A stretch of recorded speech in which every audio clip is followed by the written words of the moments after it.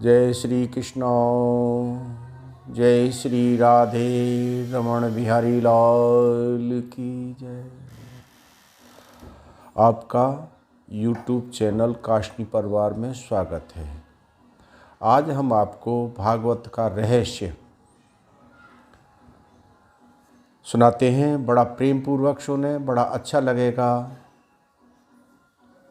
सद्गुरुदेव के चरणों में हम दंडवत प्रणाम करते हैं। हमारी बुद्धि को भगवत चरित्र में लगाएं। जय जय श्री राधे, जय जय श्री राधे। तप का प्रथम चरण है जिह्वा पर अंकुश। जिस व्यक्ति की आवश्यकताएं अधिक हैं वह कभी तप नहीं कर सकता। आजकल लोग अपनी आवश्यकताएं बढ़ाते चले जा रहे हैं। परिणाम यह होता है कि संपत्ति और समय का व्यय इंद्रियों को बहलाने में हो जाता है। मनुष्य साधना तो करता नहीं है और ऊपर से फरियाद करता है कि भगवान दर्शन ही नहीं दे रहे हैं। भगवान सुलभ नहीं, दुर्लभ हैं। विदुर जी ने परमात्मा को प्रसन्न करने के लिए बड़ी भारी तपस्या की थी और तभी भगवान को दया आई कि मेरे इस भक्त ने मेरे लिए कितने कठिन कष्ट उठाए हैं, और वे बिना बुलाए ही विदुर जी के घर आ पहुँचे। विदुर जी का प्रेम ही ऐसा सच्चा था कि उनसे कुछ मांगने की स्वयं प्रभु की भी इच्छा हुई। जब भगवान के हृदय में हमसे कुछ मांगने की इच्छा जागे तभी समझो कि तुम्हारी भक्ति सच्ची है। जहाँ प्रेम है वहाँ से मांग कर भी खाया जाता है। प्रेम हो तो कन्हैया मक्खन मांगेगा, जहाँ प्रेम न हो वहाँ से बिना मांगे मिलने पर भी खाने की इच्छा नहीं होगी। परमात्मा प्रेम के अधीन हो जाते हैं। जो ईश्वर के साथ प्रेम करने की इच्छा रखता है उसे चाहिए कि वह जगत के साथ अधिक प्रेम न करे। जगत के प्रति न तो तिरस्कार करो और न उसे अधिक प्रेम करो। प्रेम करने के लिए पात्र है केवल ईश्वर, उसी से तुम अधिक से अधिक प्रेम करो। विदुर जी के घर परमात्मा का आगमन हुआ। विदुर जी और सुलभा की भावना तथा भक्ति सफल हो गई। ठाकुर जी ने उनके घर की भाजी का भोजन किया। सत्कार्य ऐसा करो कि विदुर बिना बुलाए भी भगवान आने की इच्छा करें। मैत्री समान व्यक्तियों में होती है। जीव को ईश्वर के समान बने तो उससे मिलने के लिए भगवान स्वयं आएंगे। जय श्री राधे। अतः उन पर हुक्म चलाने का हमें हक है। हमेशा ऐसा सोचो कि बहू और सास एक समान है। सास बहू से बड़ी नहीं है। किसी भी जीव को छोटा या हल्का मत समझो। जीव ईश्वर का ही स्वरूप है।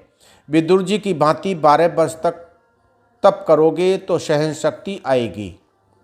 सात्विक आहार करने वाला ही सहन शक्ति प्राप्त कर सकता है। विदुर जी ने 12 वर्ष भाजी का ही भोजन किया। तुम कम से कम 12 महीने भाजी पर रहोगे तो सहन शक्ति पाओगे। तेल मिर्ची अधिक खाने वाले का स्वभाव भी मिर्च जैसा हो जाता है। अत्यधिक सहन करोगे तो सुखी हो जाओगे। सहन शक्ति तब आती है जब आहार विहार बहुत सात्विक हो। इस जीव का स्वभाव ही ऐसा है कि उसे जो कुछ मिला है उतने से ही वह संतुष्ट नहीं होता। बुद्धि यदि ईश्वर में स्थिर रखोगे तुम सब कुछ सहन कर पा सकोगे और संतुष्ट भी हो सकोगे। विदुर जी ने केवल भाजी में ही संतोष माना और ईश्वर की आराधना करते रहे। अपमान से विदुर जी को न तो दुख हुआ और न ही ग्लानि। दुर्योधन ने राजसभा में उनका अपमान किया, फिर भी वे क्रोधित नहीं हुए। विदुर जी ने सिर्फ भाजी ही तो खाई थी न। दुख और क्रोध को भी यानी कि शक्ति सात्विक आहार से प्राप्त होती है। सुखी होना है तो कम खाओ और गम खाओ। मनुष्य सब कुछ खा जाता है किंतु गम नहीं खा सकता, क्रोध नहीं पचा सकता। तुम्हारी कोई निंदा करे तो उसे शांति से सह लो। उस समय ऐसा मान लो कि वह निंदक मुझे मेरे दोषों का भान करा रहा है, मेरे पाप धो रहा है। कुछ लोगों का स्वभाव ही ऐसा होता है कि निंदा रस में डूबे बिना उनका खाना पचता ही नहीं। इस दुनिया ने किसी को नहीं छोड़ा। सभी की निंदा करने वाले पर क्रोध मत करो, ऐसा मानो कि इसमें भी प्रभु का ही कुछ संकेत है। भगवान बड़े दुख से कहते हैं कि मानव कल्याण के लिए मनुष्य अवतार लेकर मैं इस धरती पर आया था, फिर भी लोगों ने मेरी निंदा की। विदुर जी भी अपमान में प्रभु की कृपा का ही अनुभव करते हैं। विदुर जी ने सोचा कि दुर्योधन मेरी निंदा नहीं कर रहा है, अपितु उसके अंदर बसे हुए नारायण मुझे कौरवों का कुसंग छोड़ने का आदेश दे रहे हैं।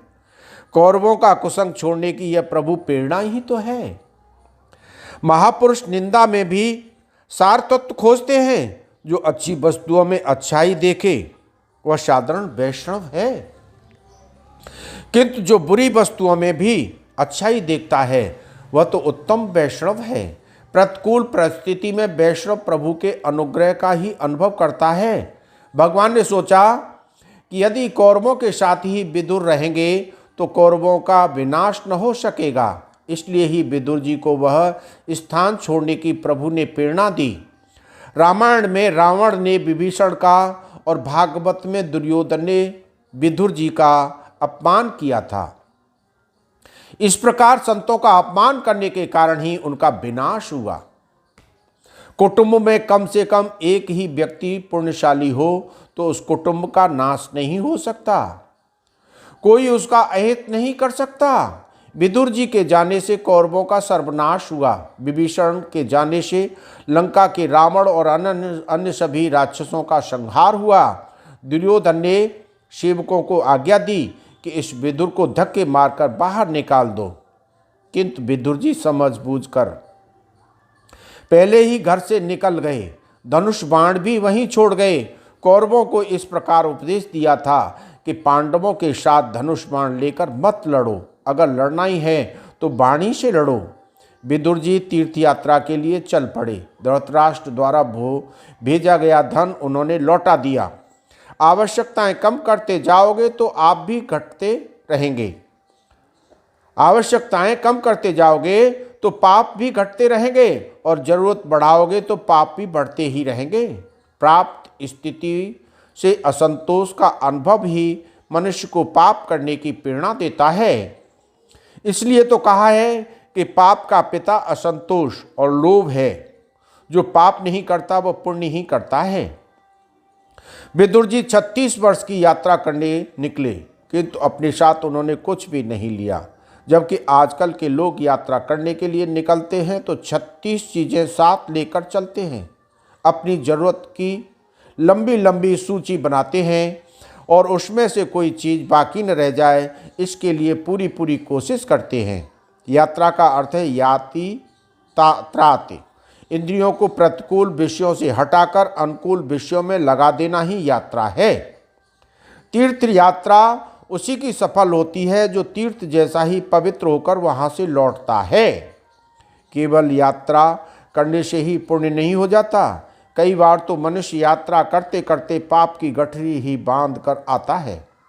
यात्रा विधि पूर्वक करनी चाहिए। विधि पूर्वक यात्रा करने से ही पुण्य प्राप्त होता है। यात्रा करने के लिए निकलने से पहले प्रतिज्ञा करनी चाहिए कि मैं अब ब्रह्मचर्य का पालन करूंगा, कभी क्रोध न करूंगा, असत्य नहीं बोलूंगा, व्यर्थ भाषण नहीं करूंगा। ऐसी प्रतिज्ञा करने के पश्चात ही यात्रा का आरंभ किया जाए। आजकल तो धन संपत्ति बढ़ जाने से पर धनिक लोग यात्रा के नाम पर घूमने फिरने निकल पड़ते हैं। इस तरह तो कौवा भी काशी मथुरा का चक्कर लगा लेता है। तीर्थों के सच्चे साधु संतों ब्राह्मणों की निंदा करने वालों को तीर्थ यात्रा का पुण्य प्राप्त नहीं हो सकता। साधु संतों के प्रति सद्भाव न हो तो तीर्थ यात्रा किल रहती है। गुरु शब्द का अपभ्रंश है गौर। कुछ ऐसे भी लोग हैं जो गौर को पत्र लिखकर सूचना देते हैं कि हम इतने व्यक्ति यात्रा के लिए आ रहे हैं। इसलिए भोजन आदि की व्यवस्था कर देना। तीर्थ के गौर आपके नौकर नहीं हैं। तीर्थ स्थान में विधि पूर्वक स्नान करना चाहिए। वहाँ कुल्ले करना और साबुन लगाकर नहीं नहाना चाहिए। महाप्रभु जी दुख से कहते हैं कि अतिशय विलासी और पापी लोग तीर्थ यात्रा की ओर जाने लगे और वहाँ रहने भी लगे। यही कारण है कि तीर्थ स्थानों की महिमा लुप्त होने लगी। जब विदुर जी यात्रा करने गए तो साथ में क्या ले गए थे? कुछ नहीं, केवल कौरवों का पुण्य ही साथ में ले गए थे। क्षय निर्गतः कौरव पुण्य लब्धो। कौरवों का पुण्य साथ ले गए क्योंकि उन्होंने विदुर जी का अपमान किया था, निंदा की थी। तुम्हारी कोई निंदा करे, अपमान करे, तुम उसे सह लोगे तो तुम्हारा पाप उस निंदक के पास जाएगा और उसका पुण्य तुम्हें मिलेगा।